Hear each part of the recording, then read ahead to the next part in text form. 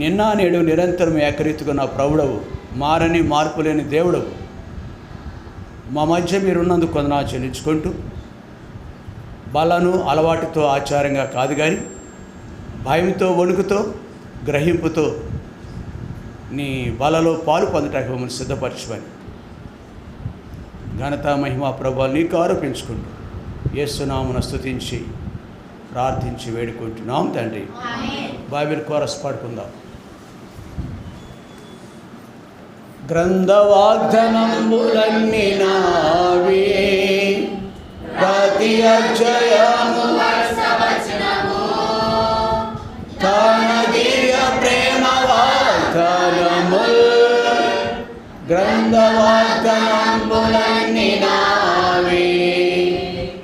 Every promise in the book is mine. Every chapter, every verse, every line, all the blessings of His love divine. Every promise in the book is mine.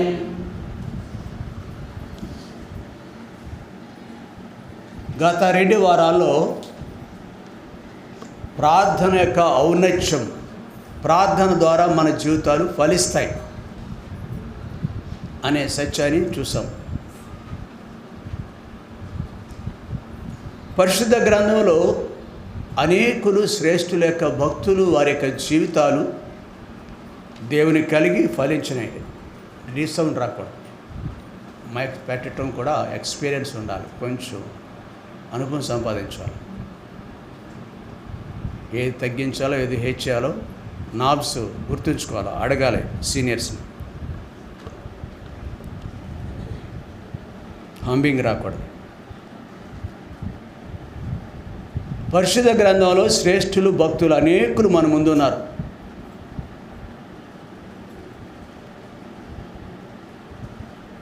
ఈ పరిశుద్ధ గ్రంథంలో రాయబడిన పేర్లు కోకొల్లల మంది మన ముందు శ్రేష్ఠులు నడిచినారు, ఫలించిన జీవితాలు కలిగి ఉన్నారు. మనం అలాగున ఉన్నామా? ఫలిస్తున్నామా? ప్రభువైన యేసుక్రీస్తు వారు ఉద్దేశం లేక దేవాతి దేవుని యొక్క ఉద్దేశం, ఆయన మనల్ని ఎందుకు ఏర్పాటు చేసుకున్నాడు? దినవృత్తాంత గ్రంథంలో చూసాము. ఎఫెసీయులకు రాసిన పత్రిక 1వ అధ్యాయం 5వ వచనంలో చూసినాం. ముందుగానే ఎందుకు ఏర్పాటు చేసుకున్నాడు? అలా ఇక్కడే కూడా యోహాను సువార్త 15వ అధ్యాయం 16వ వచనంలో కూడా మీరు వెళ్ళి ఫలించండి, మీ ఫలము నిలిచి ఉండాలి. ఫలించటానికి నా యందు నిలిచుండి, మీ యందు నేనును నిలిచుందను. నా యందు నిలిచుంటేనే కానీ మీరు ఫలింపరు అని కంక్లూజన్ అనమాట, ముగింపు అది. కాబట్టి దేవునిలో నిలిచున్న మనము విధిగా ఫలిస్తాం అని లేఖనాలు సెలవిస్తున్నాయి.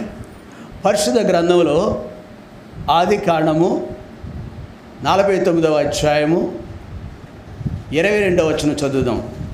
ఆది కాండము 49వ అధ్యాయం 22వ వచనం. యోసేపు ఫలించెడు కొమ్మ. చాలు. కాబట్టి యోసేపు ఫలించెడు కొమ్మ, దాని రెమ్మలు గోడ మీదకి ఎక్కి వ్యాపించెను. కాబట్టి ఎలాంటి పరిస్థితుల్లో యోసేపు ఫలించాడు? ఓట యొద్ద ఫలించెడు కొమ్మది, దాని రెమ్మలు గోడ మీదకి ఎక్కి వ్యాపించెను అని రాయబడి ఉందన్నమాట అండి. తన ఇంటిలో ఒక వింతైన ప్రత్యేకత, తన ఇంటిలో వింతైన ప్రత్యేకత కలిగిన వ్యక్తి యోసేపు. అందరికంటే లాస్ట్ బట్ వన్ అనమాట. లాస్ట్ ఎవరు పుట్టారు యాకోబుకి? బెన్యామీన్. లాస్ట్ బట్ వన్ అంటే ఆయన పైన ఉన్నవాడు యోసేపు. కాబట్టి వాళ్ళు తండ్రి వారికి ఇచ్చిన ఆస్తి ఏమిటంటే గొర్రెల యొక్క సంపత్తి, పశు సంపత్తి ఉన్నది. వాళ్ళ వృత్తి గొర్రెలు కాసుకోవటం, తద్వారా జీవనోపాధి సాగించటం, తన అన్నలకు సహకరిస్తున్నాడు. 37వ అధ్యాయము 2వ వచనం. యాకోబు వంశావళి ఇది. యోసేపు 17 ఏండ్ల వాడై తన సహోదరులతో కూడా మందలు. చాలు, చిన్న వయస్సు, టీనేజ్ అంటాం. 19 వరకు టీనేజ్, 19 దాటితే అడల్ట్స్ అంటారు. అడల్ట్స్, పెద్ద వయసు వచ్చింది, పెద్దవాళ్ళు లెక్క.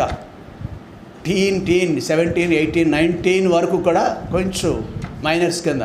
అఫ్కోర్స్ 18 కంప్లీట్ అయితే మేజర్ కింద లెక్కేస్తారు దేశ జనాభా ప్రకారం. కాబట్టి టీనేజ్లో ఉన్నవాడు సామాన్యుడు, అందరికని చిన్నవాడు. అరే నీకేం తెలుసురా, ఎక్కువ మాట్లాడుతున్నావు అంటారు. ఎవరు? అన్నవాడు, అన్నలు అనబడేవారు. కాబట్టి అలాంటి గద్దింపుకు తిరగబడేవాళ్ళు ఉంటారు ఇంట్లో. చిన్నపిల్లల దగ్గర తిరగబడతారు, అమ్మమ్మల మీద తాతయ్యల మీద కూడా తిరగబడతారు. నీకు తెలియదు, మీరు తప్పు పడుతున్నారంటారు. కాబట్టి అలా కాదు, ఇట్లా ఆ కోవకు చెందిన వ్యక్తి మాత్రం ఈయన కాదు. ఈ సో హంబుల్, దీనుడు అనమాటండి, ప్రత్యేకమైన వ్యక్తి. ఇతడు ఎలాంటి స్వభావం కలిగిన వాడంటే ఆ 2వ వచనంలో ఉంది, చదవడం ముందుకి ఇంకా. అతడు చిన్నవాడే తన తండ్రి భార్యలని బెల్హా కుమారుల యొద్ద జల్ఫా కుమారుల యొద్దన ఉండెను. అప్పుడు యోసేపు వారి చెడుతనమును గూర్చి సమాచారం వారి తండ్రి యొద్దకు తెచ్చుచుండేవాడు. బాల్యము నుండి కూడా తండ్రి అయిన దేవునికి ఇష్టడుగా ఉన్నాడు, తండ్రి అయిన యాకోబు కూడా ఇష్టడుగానే ఉన్నాడు. దృష్టిలో వారి యొక్క పరమందున తండ్రికి, భూమి మీద ఉన్న తండ్రికి కూడా ఇష్టడుగా ఉన్నాడు. ఎందుకంటే అలాంటి పనులు చేయటం ద్వారా అయ్యాడు, ఆకర్షింపబడ్డాడు అనమాట అండి. కానిదంటే చాలా అసహ్యం బాల్యం నుండి కూడా యోసేపుకు. వారి యొక్క చెడుతరం అంటే ఇతను అది లేని వ్యక్తి, చెడుగు లేని వ్యక్తి. చెడుగు బహుశా ఇక్కడ కొన్ని చోట్ల ఎట్లాంటి బొమ్మలు చూస్తాను నేను. కొన్ని విద్యా సంస్థల్లో చెడు చూడకు, వినకు, నోటు మీద చెయ్యేసుకుంటుంది ఒకటి, చెవులు మూసుకుంటుంది ఒకటి, కళ్ళు మూసుకుంటుంది ఒకటి. ఈ కోవకు చెందినవాడు మనకు నేర్పిస్తారనమాట. అవి బొమ్మలే కానీ చెడు చూడకు, మాట్లాడకు, వినకు. కాబట్టి దేవుని యొక్క సంకల్పంలో ఉన్న ఈ చిన్న బిడ్డ ఆ టీనేజ్ నుండి కూడా తండ్రి అయిన పరలోకమందున తండ్రి అయిన దేవునికి ఇష్టడిగా ఉన్నాడు. చెడుతనం మరో రీతిగా ఇలాగ చెప్పవచ్చు మనం, వెలుగు చీకటి రెండు కలిసి ఉండవు. ఒకే తండ్రి బిడ్డలు కానీ ఈ బిడ్డ వెలుగులో నడుచుకుంటున్నాడు, వాళ్ళు చీకటిలో నడుచుకుంటున్నారు. కానిది దాన్ని చీకటిగా ఎంచుతాం మనం, చీకటి కార్యాలంటాం. చాలామంది, కొంతమంది ఇట్లా చేస్తారు. సిగరెట్ తాగుతారు వాళ్ళు. కొద్దిమంది ఒకవేళ ఎవరైనా పెద్దవాళ్ళు కానీ కొంచెం గౌరవనీయుడు ఎవరైనా కనిపించారనుకోండి, ఈ యవనస్తుడు అనే మనుషుడు వీడు ఏం చేస్తాడంటే ఇదేం చేస్తాడు, ఇలాగా వెనక్కి పెట్టుకుంటాడు, వీపు వెనక్కి పెట్టుకుంటాడు అన్నమాట అండి.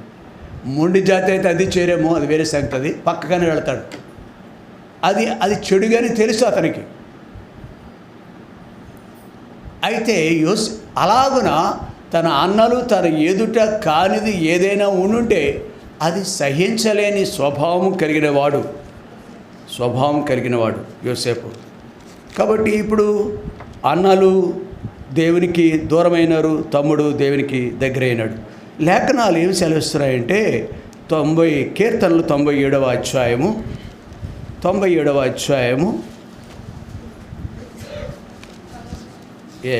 చదువు.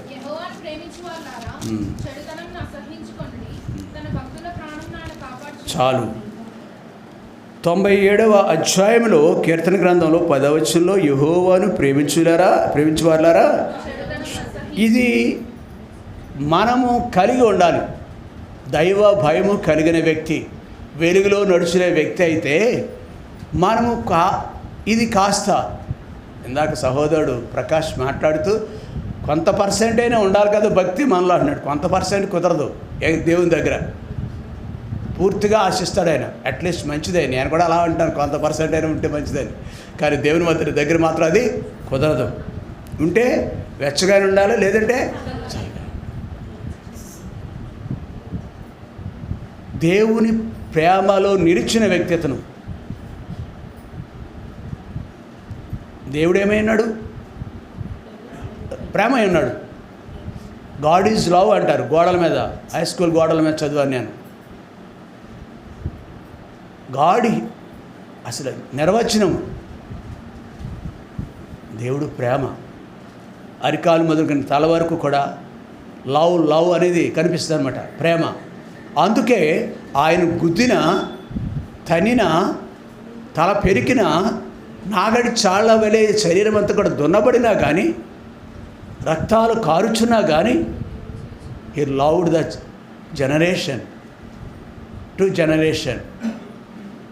మానవ జాతి అంతటిని ప్రేమించాడు ఆయన. ఆ 9 అంగుళాలు మేకులు శరీరము గుండా ఆ కొయ్య మీద, చెక్క మీద, శిలువ మీద కొట్టబడినప్పుడు ఆ రక్తము ముఖం మీద చిమ్మింది. అవి కొట్టే వ్యక్తి, మేకులు కొట్టే మనుషుడి మీద, ముఖం మీద చిమ్మింది, శరీరం మీద చిమ్మింది. యేసుప్రభు యొక్క రక్తం కారుతోంది శరీరం అంతా. ఒక మనుషుడు బలముతో పొడిచినాడు, బహుశా రక్తం చింది ఉంటుంది ముఖం మీదకి, మనిషి మీదకి. ఇలాంటి సమయంలో గాడ్ లవ్స్ అస్, దేవుడు మనం ప్రేమిస్తూనే ఉన్నాడు. కాబట్టి ఒక మాట చెప్పగలిగినాడు, దోషణకు బదులుగా, గద్దింపునకు బదులుగా వీళ్ళు ఏం చేస్తున్నారు వీళ్ళకి తెలియదు, దయతో వీరిని. అది ప్రేమ యొక్క గుణము.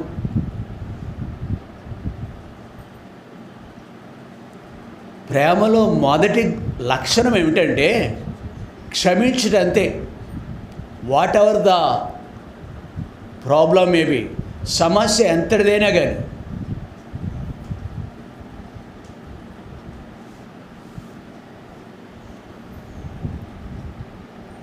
ధర్మప్రకాష్ అని ఆయన పేరు ముందు పండిట్ అని ఉంటుంది, పండిట్ ధర్మప్రకాష్. ఆయన ఇందిరాగాంధీ ఫ్యామిలీకి చెందినవాడు. రాహుల్ గాంధీ, రాజీవ్ గాంధీ, సంజయ్ గాంధీ, నెహ్రూకి దగ్గర బంధువు అతను.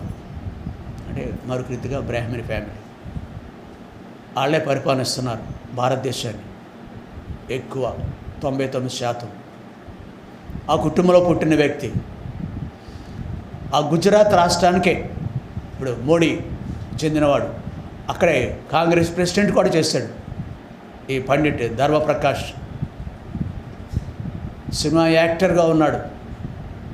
6 అడుగుల కంటే ఎత్తు, తెల్లని శ్వేతవర్ణం కలిగిన వాడు, సౌందర్యవంతుడు, రూపసి అని బైబిల్లో ఉంటాయి మాటలు ఆయా చోట్ల. దైవ సంకల్పం సామాన్యమైన నల్లటి వ్యక్తి చేసుకుంది, ఒక ప్రభువు నమ్ముకున్న వ్యక్తి. ఎలా జరిగిందో మాకు తెలియదు. దానికి సత్యం వాళ్ళ సాక్ష్యాలు చెప్పారు. ఒక రోజున అంటే సహించుట, ప్రేమ యొక్క గుణం ఏమిటి అంటే ఎవరిని క్షమిస్తావు, ఎవరిని ప్రేమిస్తావు మనం? మంచి పల్లీల చట్నీతో పెడితే టిఫిన్ ఎవరైనా నాకు చాలా ఇష్టం. గుళ్ళు అంటారు అట్లే కొంతమంది, ఏం గుళ్ళు. కాబట్టి ఆ చట్నీ వాళ్ళ మంచి భోజనమా, మంచి ట్రీట్మెంట్ ఇచ్చిన వాళ్ళు ప్రేమిస్తాం మనం. సహజం, అభిమానం ఏర్పడుతుంది వాళ్ళ మీద మనకి. అది కాదు కొలత. హింసించే వారి కొరకు ఏం చేయాలి? ప్రేమించాలి, క్షమించాలి, ప్రార్థన చేయాలి. రోమిలికి రాసిన పత్రిక 12వ అధ్యాయంలో వివరాలన్నీ ఉంటాయి, వెళ్ళొద్దు. శత్రువు ఆకలి కొంటే వాడికి భోజనం పెట్టాలి. ఎలా సాధ్యమండి? ఈ పూట నీకు భోజనం లేదు, ఎందుకు? కోపం వచ్చింది. శిక్ష. అలా కోపం వస్తే మనం ఒకరి మీద కోపం మరొకరు ఉంచుకుని మందిరంలో ఉండకూడదు. మనం ఒకరినొకరు క్షమించలేని బతుకు కలిగి దేవుని పిల్లలని చెప్పుకోవటానికి అర్హత లేదు ఇక్కడ. ద్వేషము, అసూయ, కలహము, ఈర్ష, పగ, ఇవి వాడికి సంబంధించిన గుణాలు. అక్కడ పుట్టిన వాళ్ళమే మనం. వాయుమండల సంబంధి యొక్క అధిపతిగా ఉన్నవాడు మనం. ఆడితే బీజం మంది. దావీదు ఒప్పుకుంటాడు, నా తల్లి నన్ను పాపములో గర్భము, అది పాపానికి హేతువు దుష్టుడు, అపవాది. అయితే ఇప్పుడు కనుక ప్రభువులోకి వచ్చుంటే ఎలాగ యోసేపు వలె ప్రభు బిడ్డగా మనం ఉండుంటే దైవ భయం బాల్యమందే వచ్చింది ఈయనకి. ఈ dislikes the mistakes and sin also. పాపమును అసహించుకున్నాడు అన్నమాట అండి. అదే మాట ఇక్కడ కూడా ఉంటుంది. సామెతల గ్రంథం 8:13.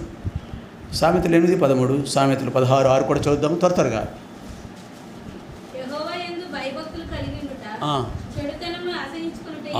చాలు. ఎక్కడ చదువు? ఓకే. ఇక్కడ కూడా చెడుతనమును అసహించుకుందరు అన్నారు. మనకు 97:10 కూడా. తర్వాత 16 ఏమని చూడు, 16:6.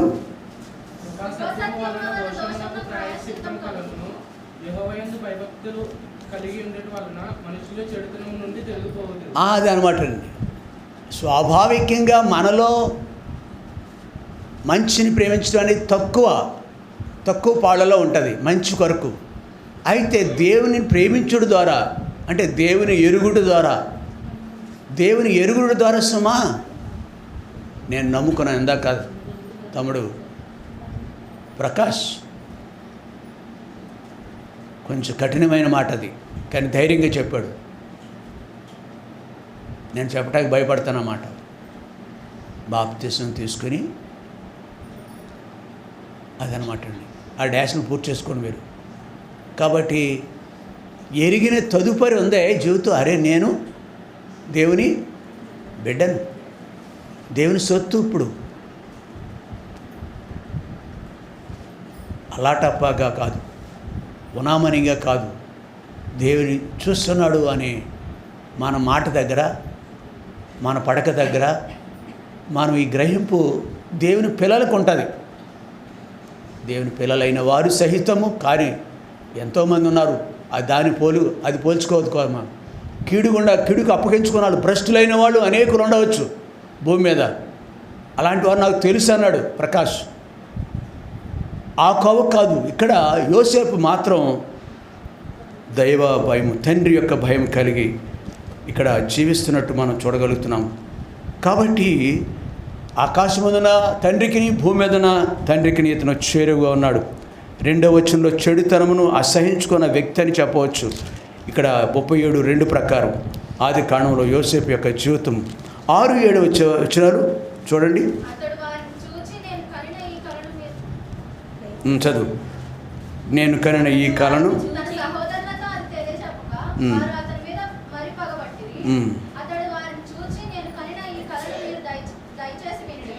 అదేమనగా మనము చేనులో పనులు కట్టుచుంటిమి, నా పన నేర్చి నిలుచుండగా ఈ పనులు నా పనును చుట్టుకొని నా పనుకు సాష్టాంగ పడేనని చెప్పాను. చాలు.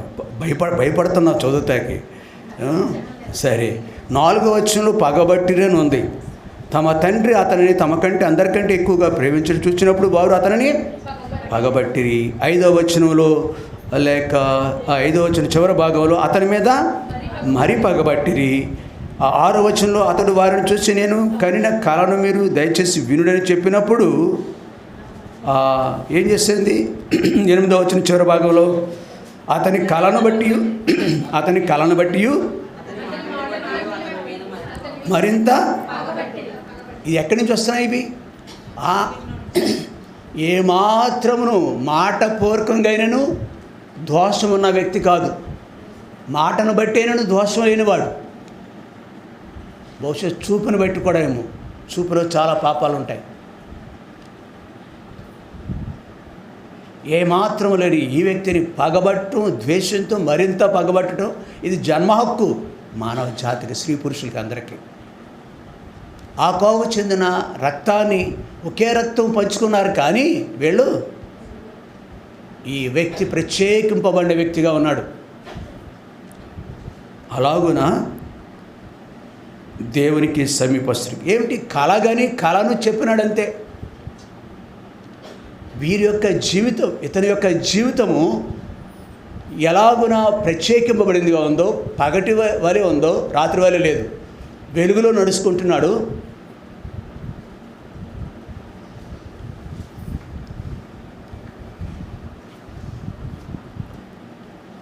అది ఆకాశమందున్న దేవుడు చూస్తున్నాడు. యోసేపు యొక్క జీవితం ఎలాగున ద్వేషిస్తున్నారో, దూషిస్తున్నారో, అవమానిస్తున్నారో అనేది కూడా దేవుడు చూస్తున్నాడు. యోసేపు జీవితం చూస్తున్నాడు. తన యొక్క తోటి సహోదరుల యొక్క బ్రతుకును కూడా దేవుడు చూస్తున్నాడు. దేవుడు చూస్తూ అన్యాయాన్ని చూస్తూ ఊరుకోడండి. మనం అనుకుంటాము నోరు నాది అనుకుంటాము. ఇష్టానుసారంగా సంబాళింపు లేకుండా వాగుతూ ఉంటాం మనం. తోటివారి పట్ల, సహోదరి పట్ల, సహోదరుడి పట్ల నోటిని అదుపులో ఉంచుకోవాలి. దేవుడు చూస్తున్నాడు. దాని ఫలితం ఏంటో తెలుసా? దేవుడికి సహించలేకపోయినాడు. ఈ తీరు చూసి సహించలేకపోయినాడు. ఒక రోజున కళ రూపంలో మాట్లాడాడు దేవుడు.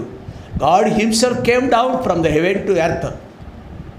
ఆకాశంలో ఉన్న దేవుడు భూమి మీదకి వచ్చి బహుశా యోసేపు పడక మీద ఉన్నప్పుడు ఇలా తట్టి, I am here, don't bother, I will be with you.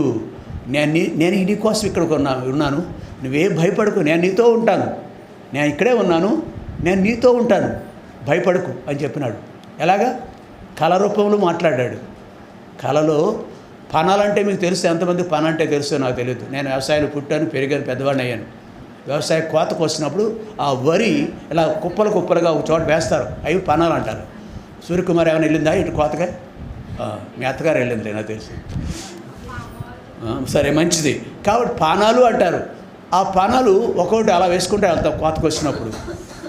ఆ పాన ఒకటి లేచి నిలబడిందంట, చుట్టూ కొన్ని పానాలు సాష్టాంగ నమస్కారం చేస్తున్నాయి. అంతే, దేవుడు అది చూపించాడు. దేవుడు ఆ విధంగా మాట్లాడాడు. మరొక రోజున ఇంకొక కలగన్నాడు, మరొక కలగంటిని అని చెప్పాడు. ఆ 10వ వచనంలో అతడు తన తండ్రితోనూ తన సహోదరులందరితోనూ అది తెలియజెప్పినప్పుడు చదువు. అతని తండ్రి అతనితో నీవు కనిన ఈ కల ఏమిటి? నేను నీ తల్లియు నీ సహోదరులు నిశ్చయముగా వచ్చి నీకు సాష్టాంగ పడుదుమా? అది అంటే 7వ వచనంలో ఉంది కళ. అదేమనగా చదువు. అదేమనగా మనము చేనులో పనులు కడుస్తుంటిమి, నా పన లేచి నిలుచుండగా మీ పనులు నా పనులు చుట్టుకొని నా పనులకు సాష్టాంగ పడని చెప్పాను. నో అది కాదమ్మా. అది 9వ వచనం, 9వ వచనం చదువు. అతడు ఇంకొక కల కని తన సహోదరులకు తెలియజేసి, ఇదిగో నేను మరి ఒక కల కంటిని, అందులో సూర్య చంద్రులను పదకొండు నక్షత్రములను నాకు సాష్టాంగపడినని చెప్పాను. చాలు. సూర్య చంద్రులు అంటే తల్లి తండ్రి, 11 నక్షత్రాలు అంటే దేవుడు ఆరి రూపంగా ఈ యోసేపుతో మాట్లాడుతున్నాడు. అది సత్యం. వీరి యొక్క ద్వేషం ద్వారా, అసూయ ద్వారా ఎలా హింసిస్తున్నారో అనేది చూస్తున్నాడు. చూస్తూ సహించడు మన దేవుడు. మనకు కలిగే కీడును నిత్యము చూసి సహించడు దేవుడు. కలగజేసుకుంటాడండి. మన ఇంటివారు కానీ, మన తోటివారు కానీ, మనకి ఇరుగు పొరుగు వారు కానీ సహించి ఇలాగ యోసేపు వలె మనం జీవించేవారం అయితే విధిగా ఆయన మనల్ని పట్టించుకుంటాడు. నీ భర్త దగ్గర అదే పరిస్థితి అయితే, భార్య దగ్గర అదే పరిస్థితి, పిల్లల దగ్గర అదే పరిస్థితి అయితే డెఫినెట్గా కోర్స్ కొన్ని సమయాలు ఆ లాజరు వలె విడిచిపెట్టేస్తాడేమో. లాజరు జీవితాంతమును అలాగే ఉన్నాడు. ఆ స్థితిని మెరుగుపడలేదు. అది వేరు, దేవుని చిత్తం అది. కాబట్టి ఇక్కడ ఈ స్థితి చూసినప్పుడు అతడు ఎలాగున దైవ దర్శనం కలిగి ఆదరింపబడ్డాడని అదే ప్రత్యేకత అండి. ఇక్కడ వాళ్ళు అలాగనే ఉన్నారు. ఇతను ఏమి కానాయన్నాడనేది బాల్యమందే దేవుని చేత ప్రత్యక్షపరచబడి దేవుని యొక్క ప్రత్యక్షత కలిగి ప్రత్యేకింపబడిన వ్యక్తిగా దేవుని యొక్క ప్రత్యక్షత కలిగి ఉన్నాడు. అనగా ముఖాముఖిగా చూడగలుగుతున్నాడు దర్శనంలో. వాడి నుంచి ప్రత్యేకింపబడ్డాడు, వేరే వ్యక్తిగా జీవిస్తున్నాడు భూమి మీద. అలాగున అతని యొక్క జీవితము బాల్యంలో తండ్రి ఇంట ఫలించేదిగా ఉన్నది. ఏమవుతాడనేది ముందే తెలిసిపోయింది. Is fruitful. అందుకే ఒక రోజున 49వ అధ్యాయం వెళ్ళక్కలే మనం చదువు అప్పుడు 22వ అధ్యాయంలో యోసేపు ఫలించడు కొమ్మ. తండ్రి చేత ప్రవచనం అది ఎప్పుడో జరిగింది, ముందు జరిగిపోయింది. తండ్రి తర్వాత ఎప్పుడో చెప్పాడు అలా జరుగుతుంది ముందు అని కూడా చెప్పాడు అనమాట యాకోబు ద్వారా. ఇక్కడ ఈ స్థాయిలో యోసేపు ఫలించడు కొమ్మగా ఉన్నాడు. కాబట్టి నీవు నేను కూడా ఎలాగున దేవునికి ఇష్టలుగా ఉంటూ ప్రేమలో నిలిచినప్పుడు, అంతేకాదు లేఖనం ఏమి సెలవిస్తుందంటే హెబ్రీలు రాసిన పత్రిక 11వ అధ్యాయం, హెబ్రీలు రాసిన పత్రిక 11వ అధ్యాయం 6వ వచనం. చాలండి. దేవుని యందు నమ్మిక గలవాడు, 2 భయభక్తులు గలవాడు, 3 ప్రత్యేకింపబడిన వ్యక్తి. ఎలాగ ప్రత్యేకింపబడినవాడండి? విశ్వాసం ద్వారా. వాళ్ళకి లేదు, అది భ్రష్టత్వం కలిగి ఉన్నారు. విశ్వసించినాడు, భయభక్తులు కలిగి ఉన్నాడు. విశ్వసించిన వాడికి ఏముంటుంది? గ్రహింపుడే చెప్పావు, దేవుడు చూస్తున్నాడు అని గ్రహింపు ఉంటుంది. నేను ఇలాగ ఉండాలి అని బుద్ధి ఉంటుంది. కాబట్టి ఇక్కడ ఆయన దేవునికి ఎందుకు ఇష్టడయ్యాడు? విశ్వాసం లేకుండా దేవునికి ఇష్టడయ్యాడుడా? ఒకనాడు హానోకు, తరువాత నాహు, అటుపైన ఇక్కడ అబ్రహాము, అటు తర్వాత ఈ యోసేపు సహితము because of the fear of the God. బాబు వెనకాల చాలా దించుకుని ఉంటున్నాం. నువ్వే జాస్టన్ గారు గొప్ప భక్తుల యొక్క పేర్లు మీయు. బైబిల్ చూస్తున్నావా? Very good. అంటే తల క్రిందకే ఉంది, ఒకళ్ళు నిద్రపోతున్నాయేమో. నాకు నిద్ర వస్తూ ఉంటుంది అప్పుడప్పుడు. చెప్పినప్పుడు వినాలి, చూడవలసినప్పుడు చూడాలి. కాబట్టి దేవునికి ఇష్టడిగా ఉన్నాడు, ప్రత్యేకింపబడినాడు, ఫలించువాడిగా ఉన్నాడు. ఎక్కడ? కళ రూపంలోనే అతను. అంతేకాదు విచిత్రమైన అంగీ కుడితే సహితం బట్ట వేసుకున్నా సహించలేని దౌర్భాగ్యమైన అన్నదమ్ములు అనమాట. అతను ద్వేషించడం మొదలెట్టారు. కాబట్టి ఇక్కడ ఈ స్థాయిలో దేవునికి సమీపంగా వెళ్ళి ఇష్టడిగా ఉన్నాడు. కాబట్టి ఇక్కడ ఫలించువాడిగా ఉన్నాడని ఇతని గురించి మనం చెప్పవచ్చు. ఇది మొదటి అనుభవం యోసేపు యొక్క జీవితం. రెండవది, అంతేకాదు ఇక్కడ అతనిని ఏం చేయాలనుకున్నారు?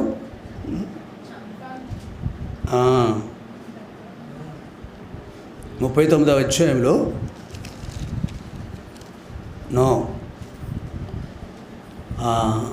37వ అధ్యాయం 18 నుంచి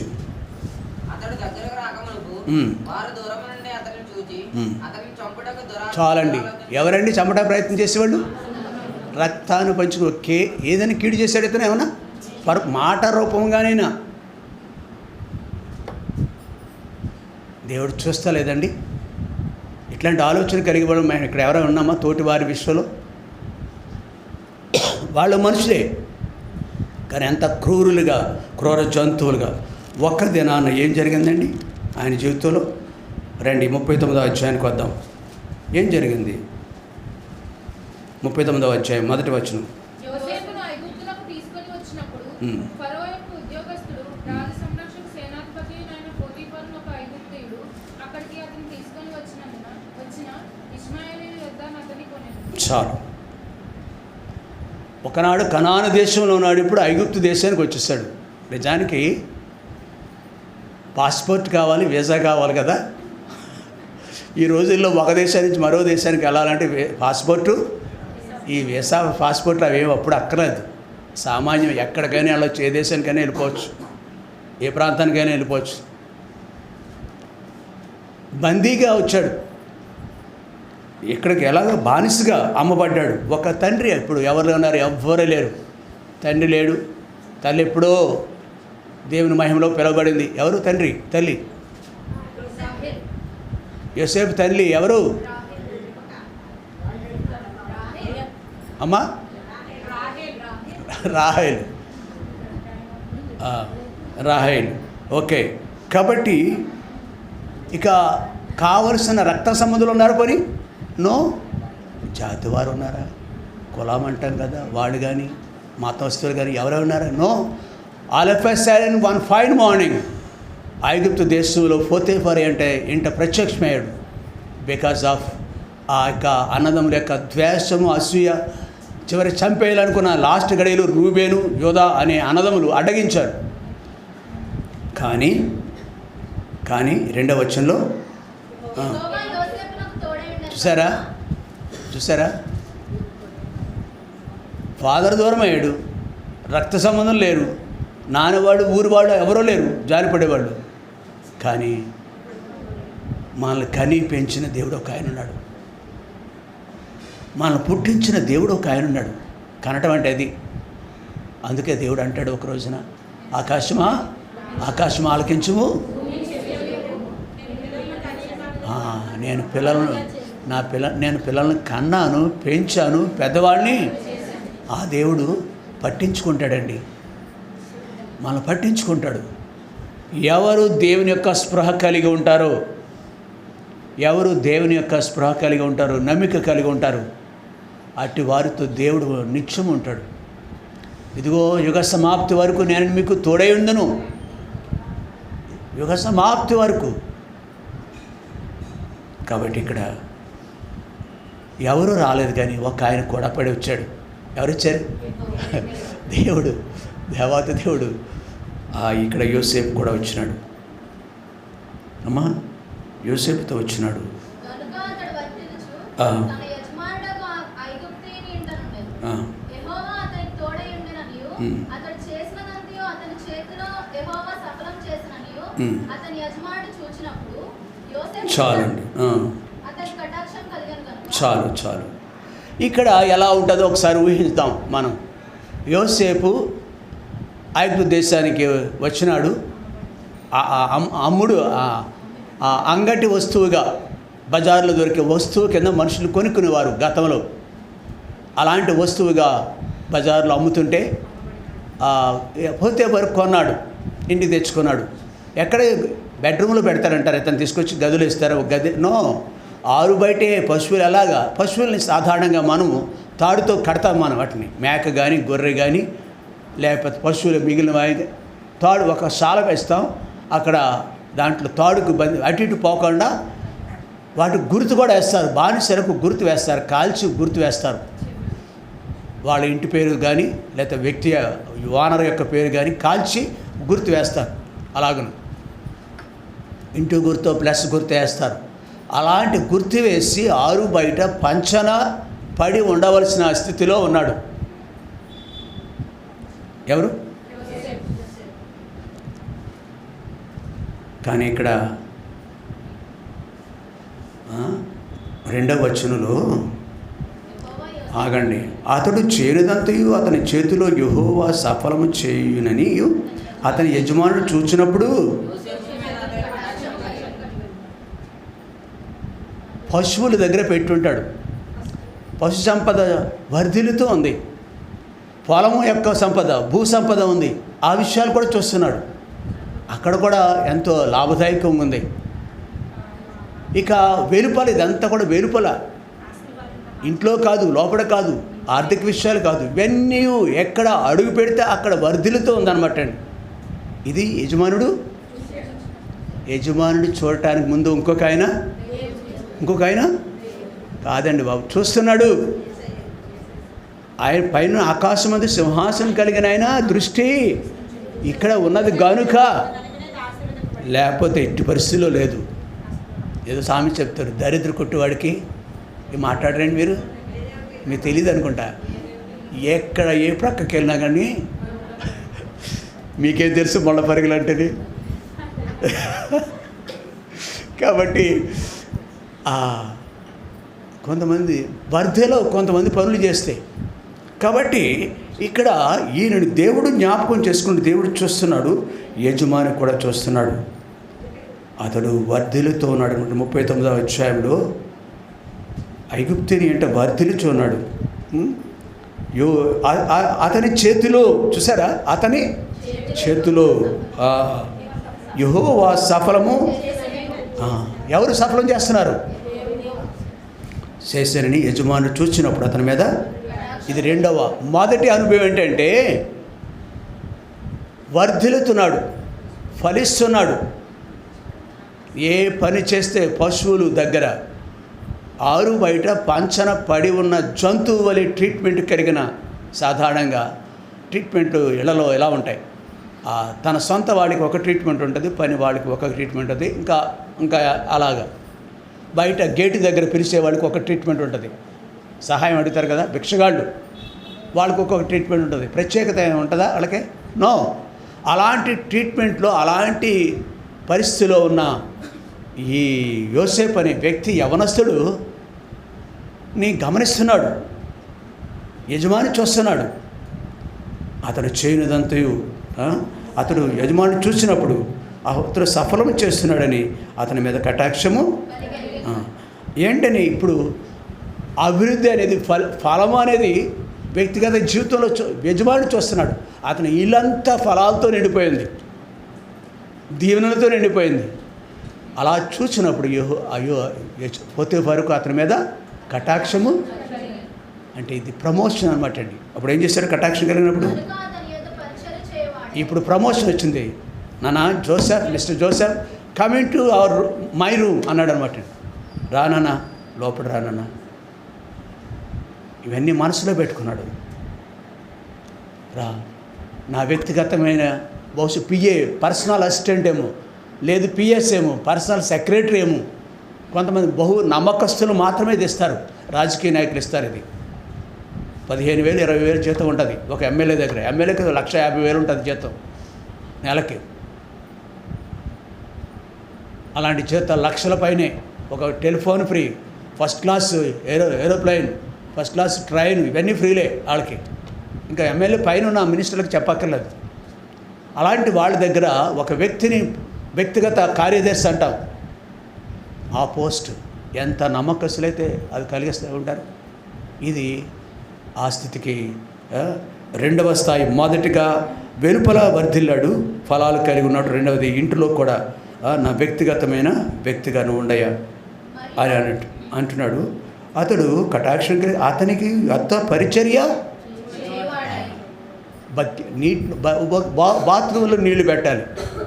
ఒకప్పుడు శ్రీమతి ఏమో, ఇప్పుడు ఎవరు? యోసేపు. భోజనం కావాలి, ఎవరు? అది అసలు శ్రీమతితో పనిలేదు. ఇంకా నాన్న వెళ్ళరా, తొందరగా తీసుకురా, నేను ఆఫీస్కి పోవాలరా. ఇతను పోతీఫరు దేహ సంరక్షణ యొక్క అధిపతి, గొప్ప ఆఫీసర్, గొప్ప వ్యక్తి. ఇతను గొప్ప ఉద్యోగి, ధనధాన్యాలు కలిగిన వ్యక్తి, ఆస్తిపరుడు. అతను గృహంలో ఇతను వర్ధిల్లుతున్నాడు అనమాట అండి. పరిచర్య. మరియు మూడవ ప్రమోషన్, రెండవ ప్రమోషను వ్యక్తిగత పరిచర్య, పిఏ, పర్సనల్ సెక్రటరీ. మూడవది ఇంటి మీద విచారణకర్త. అంటే సమస్త విషయాలు, నాన్న బ్యాంకులో డబ్బు ఉన్నది, ఇంత బంగారం ఉన్నది, బ్యాంకులో డబ్బు వేసిరా, బ్యాంకులో నుంచి డబ్బు తీసుకురా. మనకి అక్కడక్కడ ఆయా స్థలాల్లో ఎంత ఆస్తుంది, సమస్తము మీద కూడా, అన్నిటి మీద విజిలెన్స్ ఆఫీసర్ అన్నమాట, విచారణకర్తగా అతను నియమించింది.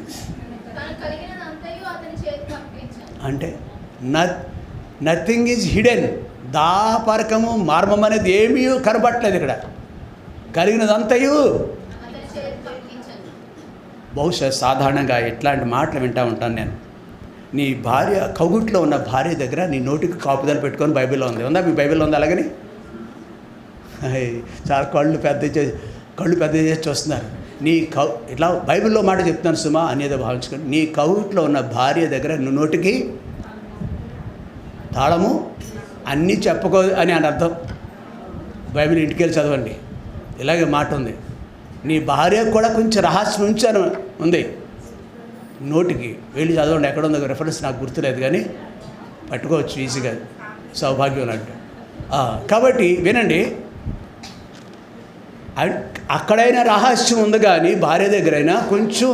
ఇక్కడ మాత్రం సమస్తం మీద యోసేపుకి మాటికి నమ్మకస్తులు అంటే అదనమాట అర్థం, ఫెయిత్ఫుల్ సర్వెంట్. కాబట్టి ఇక్కడ కలిగిన అంతటి మీదను కలిగిన సమస్తం మీదను ఉంచాను. అవునా? యోసేపు చేతికి అప్పగించి తాను ఆహారం తిరుడు తప్ప తనకేమీ ఉన్నదో లేదో అని విచారించేవాడు కాదు. చాలండి. ఈ 6వ వచనం వరకు కూడా అత్యున్నతమైన స్థానము యోసేపు కలిగి ఉన్నట్టు. అంతేకాదు, ఈ స్థితిని మీరు ఏమంటారని మీ భాషలో, మీ భాషలో ఏమంటారు? ఈ యోసేపు యొక్క స్థానాన్ని మీ భాషలో ఏమంటారు? ఏమని చెప్పవచ్చు ఇప్పుడు మనం? ఎస్, యోసేపు వర్ధిల్లుతున్నాడు. ఇలా అంటారు, 3 పువ్వులు 6 కాయలు. అబ్బా, ఎక్కడ యోసేపు బానిసగా వెళ్ళిన ఈ యొక్క వ్యక్తి, వెలుపల ఉండే ఈ వ్యక్తి లోపలికి వెళ్ళాడు, వ్యక్తిగత కార్యం చేశాడు, కటాక్షం కలిగింది. తర్వాత ఇంటి మీద అంతా సమస్తం ఇంటి మీద అప్పగించాడు, విచారణకర్తగా చేశాడు. తర్వాత సమస్తాన్ని అప్పగించేశాడు. 1 by 1 4-5 ప్రమోషన్లు తీసుకున్నాడు ఇంట్లో. కాబట్టి యోసేపు వర్ధిల్లుతున్నాడు. చూడు, మత్తయి సువార్త 13వ అధ్యాయము, మత్తయి సువార్త 13వ అధ్యాయం.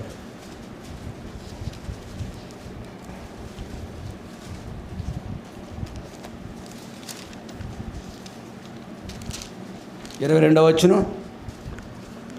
మండపదల్లో పెట్టబడిన వాడు వాక్యం వినివాడే గాని ఐహిక విచారమును ధనమోహమును ఆ వాక్యం అణచివేయును కనుక వాడు నిష్ఫలుడవును. చాలండి. నిష్ఫలము, ఫలములు లేనిదిగా కావటానికి ఇక్కడ కొన్ని కారణాలు రాశాడు. ఫలములు లేకపోవటానికి మొదటి కారణం ఏంటంటే రాతి నేల. ఇక్కడ 20వ వచనంలో ఉందో చూడండి, రాతి నేల. 2వ కారణము శ్రమ, హింసలు అనేవి, అవి 2-3 కారణాలు. తర్వాత 22వ వచనంలో ఐహిక విచారము, ధనమోసము, ఇవన్నీ ప్రతి స్త్రీ పురుషులు ఇవన్నీ ఉంటాయి. అర్థమైంది కదా? 20 నుంచి 22 వరకు హృదయం, మానవ హృదయం ఎలా ఉంటుంది, బ్రతుకు ఎలా ఉంటుంది, ఇవి ఉన్నంత కాలము ఆ వ్యక్తి దేవునిలో వర్ధిల్లడు, లేదు ఫలించడు, ఆత్మఫలాలు కలిగి ఉండరాడు. ఇక్కడ పొతేఫరు సేనాధిపతి, అవునా? అంతేనా? సేనాధిపతి, దేహ సంరక్షకులు, మరా స్పెషల్ పోస్ట్, అది చాలా స్పెషల్ పోస్ట్, అంతరంగికుడు అనమాట పొతేఫరు. అతనికంటే గొప్ప స్థానం ఇక్కడ పొతేఫర్ ఇంట్లో ఇతనికి దొరికింది యోసేపుకి. యోసేపు వర్ధిల్లటానికి 4-5 రకాల చెడుగులు ఉన్నాయి, ఒక్కటి కూడా ఇతని హృదయంలో లేదు. కనుక ఇతను ఫలాలు, నిష్ఫలుడు కాదు, ఏమేడు ఫలించేవాడు. ఇది 2వది. మొదటి తండ్రి ఇంట ఫలించాడు, 2వది పొతేఫర్ ఇంట్లో కూడా. కానీ ఒకానొక రోజున ఏం జరిగింది చూడండి, 20వ వచనం, 39వ అధ్యాయం 20వ వచనం.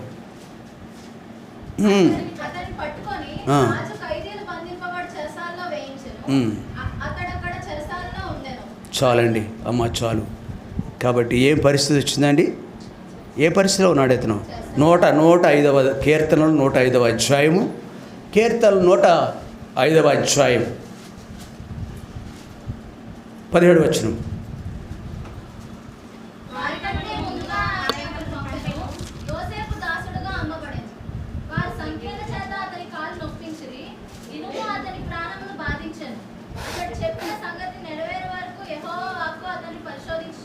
చాలండి, చూసారా? వారికంటే ముందుగా ఏముంది? ఆయన ఒకరిని, గాడ్స్ ప్లాన్, ఇది దేవుని యొక్క చిత్తం అండి.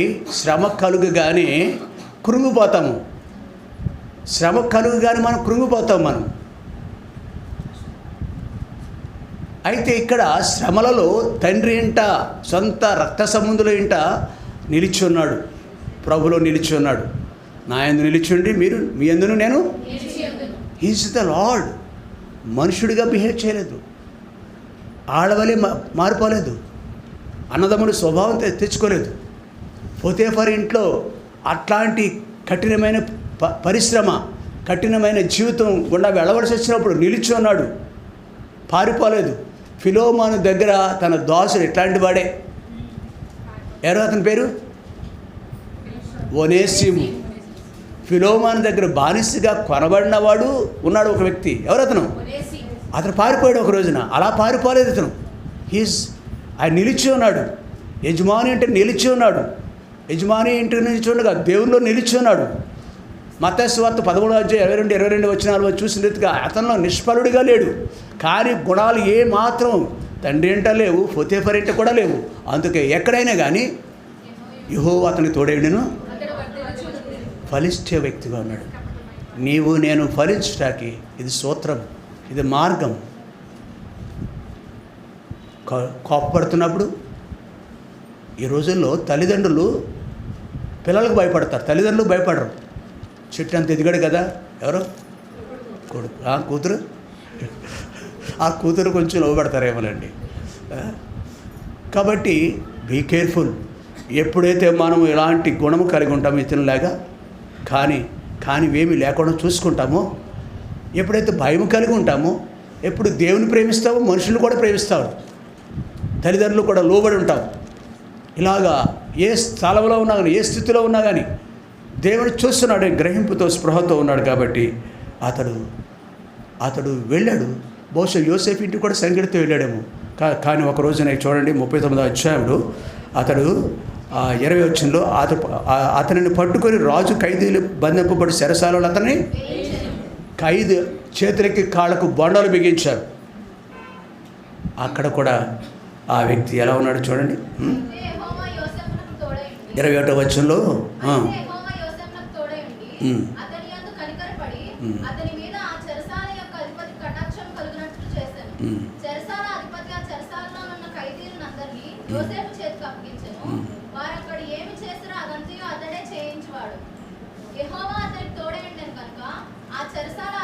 చాలు.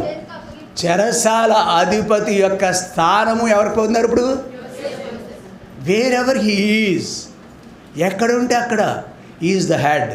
ఆయన రాజు అయిపోయాడు పోతీఫర్ ఇంట్లో. ఒకసారి 7వ వచనంలో ఇదే అధ్యాయంలో ఒక మాట అంటాడు, అంతా చదవద్దు సుమది, ఒక మాట నేను చదువుతున్నాను. 9వ వచనం, నిన్ను తప్ప మరి దేనిని నాకు, అమ్మ వినండి ఇక్కడ, నిన్ను తప్ప దేనిని నాకు, నువ్వు భార్యవు కదా, తనకు భార్యవు కదా, అందుకని నిన్ను తప్ప నాకు అంతని వశం చేశాడు. ఎక్స్క్యూజ్ మీ అన్నాడు మేడంని ఒక రోజుని, నన్ను క్షమించమ్మా. అంతటి స్థితి అంటే is the king to the Potiphar's house. ఇక్కడ జైల్లోకి వచ్చాడు, బొండలు వేశారు, కట్లు బిగించారు. అక్కడ ఏమయ్యాడు? ఆ చెరసాల అధిపతి యొక్క ఉద్యోగం అంతా తనకే. చేతులకున్న బేడీలు తీశారు, కాళ్ళకున్న బేడీలు తీశాడు. ఈ became the head of the jail officer అయిపోయినాడు. ఇది 3వ తండ్రి ఏంట, 2 పోతీఫర్ ఏంట, 3 చెరసాలలో అతడు వర్ధిల్లుచునే ఉన్నాడు. కారణమండి, యెహోవా అతనికి తోడేండును, అతడు వర్ధిల్లుచు ఉండెను. కాబట్టి నీవు నేను కూడా మన జీవితాల్లో వర్ధిల్లటానికి ప్రభువులో నిలిచి ఉండాలని సత్యాన్ని మనం జ్ఞాపకం చేసుకోవాలి. మనం నిలిచి ఉండాలండి, ఆయనకు సమీపంగా వెళ్ళాలి. మలాకి గ్రంథము 3వ అధ్యాయం చూద్దామా? మలాకి గ్రంథము 3వ అధ్యాయం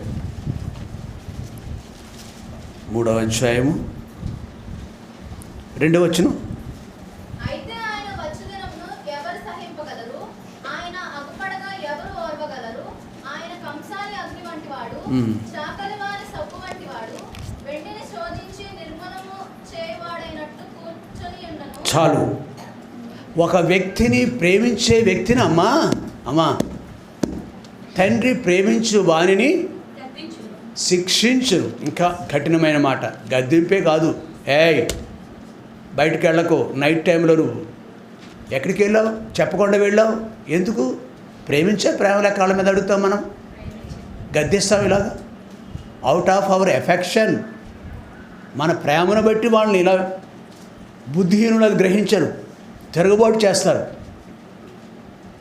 కఠినమైన మాట, గద్దింపు, శిక్షణతో కూడిన జీవితం ఒక మనిషి వేరు చేస్తుంది. యోసేపు ఎదుర్కొన్న ఆ పరిస్థితుల్లో తన ఇంట ఎదుర్కొన్న, అమ్మ వింటున్నావా అశ్విని? ఓకే.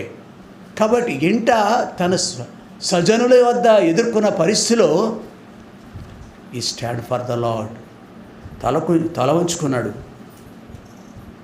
సహించినాడు, ప్రభు వైపే చూసినాడు. పరిస్థితులలో దేవునికే ఆ పరిస్థితి వైపు ముఖం పెట్టలేదు కదా, దేవుని వైపు ముఖం పెట్టుకున్నాడు. పోతేఫర్ ఇంటికి వచ్చినాడు, దేవుణ్ణి ఆధారం చేసుకున్నాడు. పోతేఫర్ ఇంటికాడ నుంచి ఒక రోజున సరసాలకు వెళ్ళిపోయినాడు. మూడవది, ఈజ్ విత్ ద గాడ్. యోసేపు దేవునితో ఉన్నాడు. నీవు దేవునితో ఉంటున్నావా? దేవుడు నీకు ఉన్నాడు? అసలు దేవుని చోటు ఉందా మనకి? నీ జీవితంలో సెల్ ఫోన్ చోటు ఉంది, నీ జీవితంలో వెండి బంగారం చోటు ఉంది, ఉంగరాలు మెడలో గొలుసుల ద్వారా. నీ జీవితంలో ఉద్యోగం ఉంది, నీ పేరున అమ్మా నాన్నలు కొన్ని లక్షల డబ్బులు వేసి ఉంటారు, బంగారం సంపాదించి ఉంటారు. ఇవన్నీ నీ జీవితంలో ఉన్నాయి. మంచి వాహనం నీ సొత్తుగా ఉందేమో, కానీ దేవుడు కొంత చోటు ఉందా? దేవుడు కలిగి ఉందాం.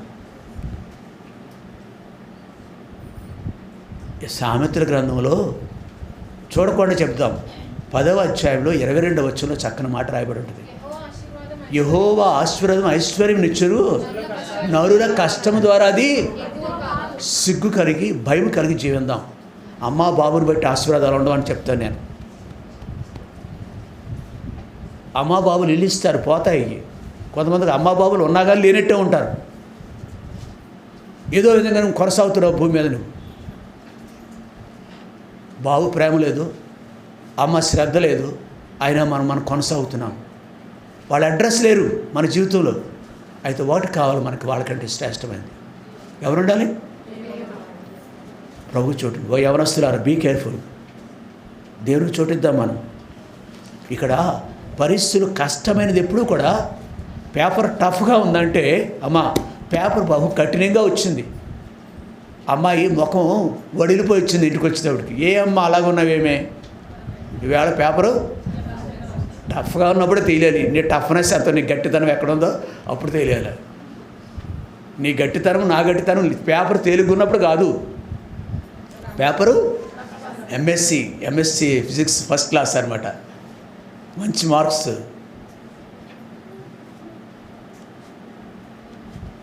కఠినమైన పరిస్థితులు మనల్ని పరీక్షిస్తూ ఉంటాయి. ఇక్కడ ఒక మాట చదువుకున్నాం మనం. ఎందుకు వచ్చామంటే, కంసాలు వాని యొక్క అగ్ని వంటి వాడు అంటండి, చాకలి వాని యొక్క. ఇక్కడ శుద్ధి అవుతాయి బట్టలు, శుద్ధి అవుతాయి. సబ్బు కావాలి, ఆయనే అక్కర్లేదు. ఇప్పుడు అందరూ ఎవరి కాళ్ళే ఇంట్లో ఉతికేసుకుంటున్నారు. బట్టలు శుద్ధి అవటానికి సబ్బు అవసరము, బంగారం శుద్ధి చేయడానికి అగ్ని కావాలి. తప్పక వెళ్ళవలసింది ఆయన దగ్గరికి వెళ్ళాలి, కంసాలు ఆయన దగ్గరికి వెళ్ళాలి, కుంపటిలో పెట్టాలి. కాబట్టి ఇవి యోసేపు జీవితంలో ఉన్నాయి. ఆ కొలిమిలో యోసేపు ఉంచబడినాడు, సొంత ఇంట్లో, పోతేఫర్ ఇంట్లో, జైలులో, అన్ని స్థలాల్లో ఆయన యొక్క విశిష్టత, ప్రత్యేకత చూపించుకున్నాడు, స్వచ్ఛత చూపించుకున్నాడు. బంగారము, స్వచ్ఛమైన బంగారం, మేలిమి బంగారము అగ్నిలో పెట్టినప్పుడు దాని విలువ పెరుగుతుంది తగ్గుతుంది అని చెప్పండి? దాని ఇంకా ప్రకాశమానంగా మారుతుంది, ఇంకా విలువ పెరుగుతుంది దానికి.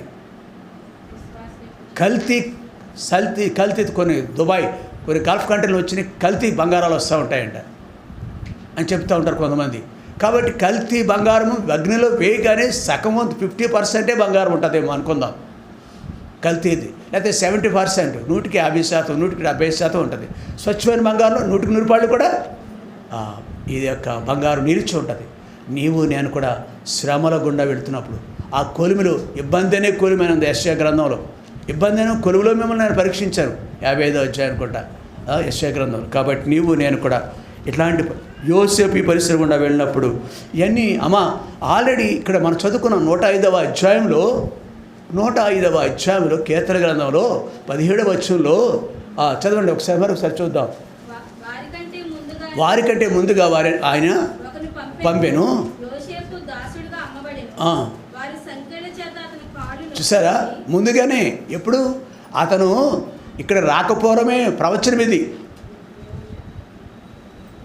ఇవన్నీ వీటి తదుపరి ఒకటి కావాల్సి ఇంకొకటి దేవుడు ప్రపంచానికే రాజుగా చేయాలనుకున్నాడు. ఆ దినాల్లో ఫరో, ఐగుప్తు దేశము అనేక రాజ్యాలను పోషించేదిగా ఉన్నది. అనేక రాజ్యాలు, అనేకమైన దేశ ప్రజలను పోషించే స్థాయికి ఎదిగింది. కేవలం యోసేపును బట్టి మాత్రమే. యోసేపు జ్ఞానం కలిగిన వాడు. అక్కడ 7 ఏళ్ళు ధాన్య పంట అంతా కూడా సమకూర్చినాడు. అటుపైన మరికొన్ని 7 ఏళ్ళ పాటు కరువు ఉన్నప్పుడు ఐగుప్తు దేశాన్ని మాత్రమే కాదు, కనాను దేశాన్ని మాత్రమే కాదు, అనేక దేశాలను రాయబడి ఉందన్నమాట. అనేక దేశస్తులు ఆ ప్రాంతానికి ఆహారం కొరకు వచ్చారండి. అనేక దేశాల మీద అధికారిగా ఉండే గొప్ప భాగ్యము యోసేపుకి ఇవ్వనండి. ఈ మార్గం గుండా ఆయనను నీకు నాకు ఏ స్థితి ఇస్తాడో ఇవ్వనే ఉన్నాడో దేవుడికి తెలుసు, నీకు నాకు తెలియదు. అయితే నీవు నేనేం చేయాలా? నా యందు మీరును ఎవడు నా యందు నిలిచిండునో నేను ఎవరి యందు వాడు బహుగా 5వ వచనం. అలాగనే యోసేపు గొప్ప చివరి మాట చదివేసుకుని ముగించేస్తానండి. చివరి మాట 40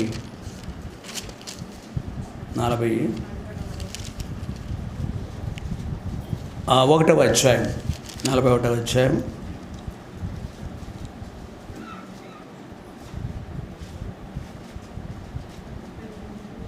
38 నుంచి. అతడు తన సేవకులను చూసి ఇతని వలె దేవుని ఆత్మలో మనుషులు కనుగొనగలమా అని ఆయన. మరియు ఫరో, దేవుడు ఇదంతా నీకు తెలియపరిచింది కనుక నీ వలె వివేక జ్ఞానం గలవారు ఎవరినూ లేరు. ఎక్కడున్నాడండి ఇప్పుడు? ఒకప్పుడు కనాను దేశంలో తండ్రి అంటున్నాడు, 2 పోతీఫర్ ఇంట్లో ఉన్నాడు, అక్కడే జైల్లో పడ్డాడు. అక్కడి నుంచి ఇప్పుడు ఎక్కడికి వచ్చాడు? రాజాస్థానానికి వచ్చినాడు, రాజ అంతఃపురానికి వచ్చాడు. అందమా రాజాస్థానం, రాజ ప్రాసాదానికి వచ్చినాడు. పరిపాలన విభాగం ఉంటుంది, అడ్మినిస్ట్రేటివ్ బిల్డింగ్ ఉంటుంది, దాంట్లోకి వచ్చినాడు. రాజు యొక్క సముఖంలో వచ్చినాడు. గడ్డం గీయించబడిందంట. చూడండి, ఆగు 14వ వచనం. ఫరో యోసేపును పిలువనంపెను, కాబట్టి సరసాల నుండి అతనిని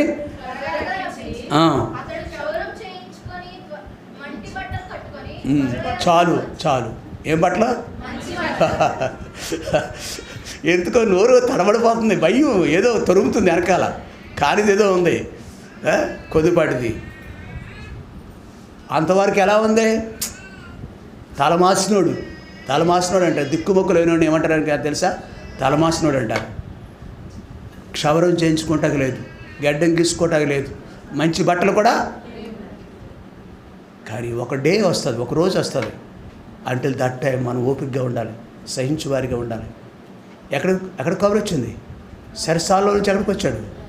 రాజు అంతఃపురానికో రాజు ప్రాసాదానికో వచ్చినాడండి.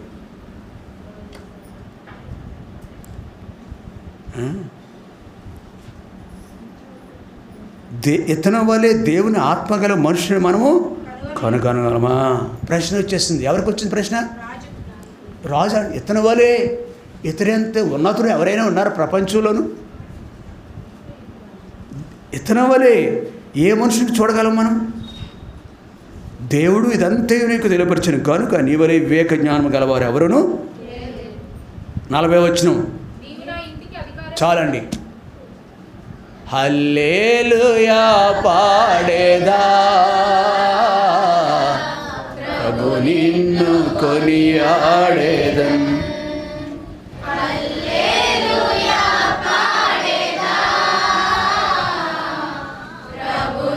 చాలు. ఎక్కడండి గొర్రెలు కాసుకునే మనుషుడిని ఎప్పుడైనా ఊహిస్తాం మనం? నీవు నా ఇంటికి ఎమ్మెల్యే గ్రంథి శ్రీనివాసరావు గారి ఇంట్లోకి ప్రవేశం కావాలంటే నేను అక్కడికి వెళ్తే ఇన్షర్ట్ చేసుకున్నాను, షూ వేసుకుంటాను. ఎవరివయ్యా నువ్వు అంటాడు. అక్కడ పిఏ అంటాడు, వాచ్మెన్ అంటాడు, పిఏ అంటాడు. పిఏ గురించి వచ్చింది కానీ ఇప్పుడు స్వతవరి ఇంట్లో పిఏ ఎవరు? యోసేపు గారు. ఎమ్మెల్యే పర్మిషన్ తర్వాత, ముందే పిఏ పర్మిషన్ దొరకదు. దేవుడు ఎలాగొన్నాడు? పూజారి ఏదంట కదా, దేవుడు వరం ఇచ్చినా కానీ సింహాచలమైనా గుమ్మ దగ్గర. అర్థమవుతుందా భాష? వందనాలు మీకు.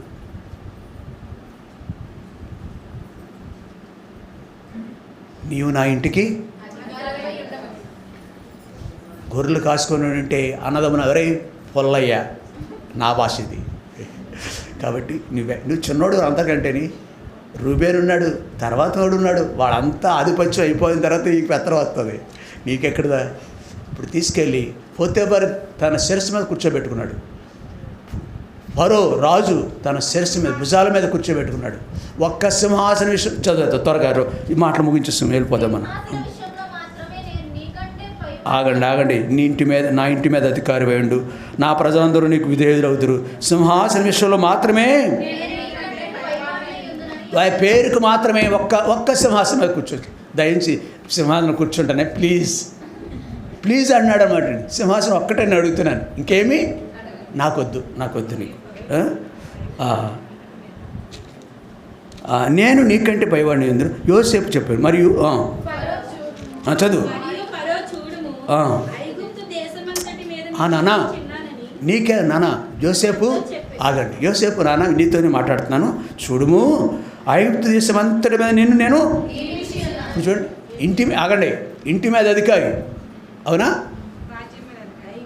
రెండవది రాజ్యం మీద అధికారి, తర్వాత దేశమంతటి మీద నేను 42. మరియు ఫరో తన చేతినున్న చాలండి. కంకణం తీసి ఇంకా దేశంలో ఉంగరాలు లేవా ఏంటి? ఉంగరాలు లేవా దేశంలోనూ? కంసాలు లేరా? That is the speciality of the Joseph. Mudra ఉంగరం.